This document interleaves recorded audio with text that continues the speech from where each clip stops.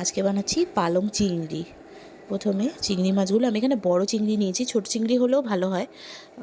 নুন হলুদ মাখিয়ে মাছগুলোকে ভেজে নিয়েছি। এবার ওই তেলের মধ্যে পাঁচফোড়ন দিয়ে তার মধ্যে আলুগুলোকে দিয়ে দিয়েছি। আলুটাকে হালকা একটু নাড়াচাড়া করে নিয়ে পেঁয়াজ কুচিগুলো এর মধ্যে দিয়ে দেবো।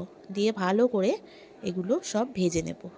লাল লাল করে ভাজা হয়ে গেলে এর মধ্যে পালং শাক কুচিয়ে রেখেছিলাম, ভালো করে ধুয়ে ওটা দিয়ে তার মধ্যে দেবো নুন, ধনের গুঁড়ো, হলুদ গুঁড়ো, লঙ্কার গুঁড়ো একটু, তারপরে দিয়ে আদা রসুন বাটা ছোটো চামচের 1 চামচ দিলেই হবে।